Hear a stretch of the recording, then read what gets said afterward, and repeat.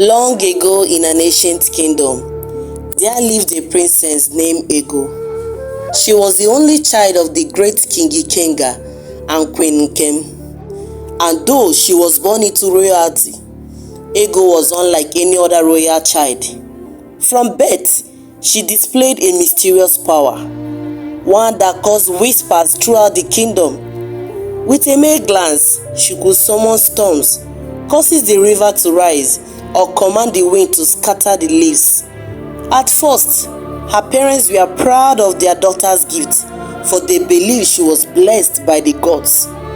But as Ego grew older, her power became uncontrollable. She began to speak to unforeseen forces, converse with the spirits of the forest, and at times, her laughter could crack the very earth beneath her feet. The people of the kingdom soon began to fear her, calling her the Mad Princess. Despite their fear, the people were careful never to anger her, for they knew the consequences of crossing someone with such power. Her father, King Ikenga, built a place deep in the forest where she could live in isolation, away from the rest of the kingdom. The spirit of the ancient forest could watch over her, and she could be free to live as she pleases. However, Ego's isolation made her angry, so the people speak and said, her once brilliant eyes seems lost in the distant world, and her once gentle heart turned vengeful. One day, the kingdom faced a great calamity. The rivers ran dry, and the crops withered, and the people were desperate. Elders and chiefs gathered to pray to the gods for rain, but the sky remained clear and cruel.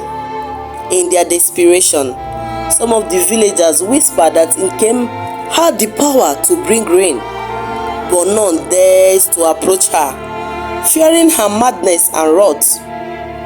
Until one day, a young man named Ikedi, a humble farmer who has lost everything to the calamity, decided to face the Mad Princess.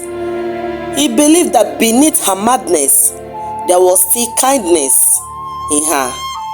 Ikedi ventured into the forbidden forest and found Ego sitting on a stone, surrounded by twisted trees and chattering spirits.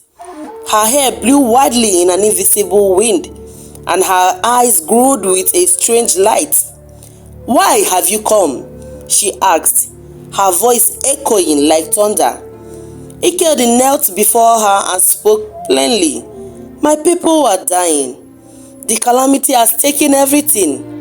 I've come to ask for rain, my princess." Ego nodded her head, and her eye narrowing as though she was considering his word.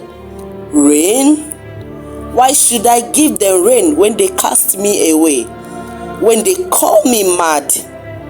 Ikedi summoned courage and pleaded, "Because you are powerful, because you have the heart of a princess that cares for his people, even when they do not understand her." For a long moment, Ego was silent.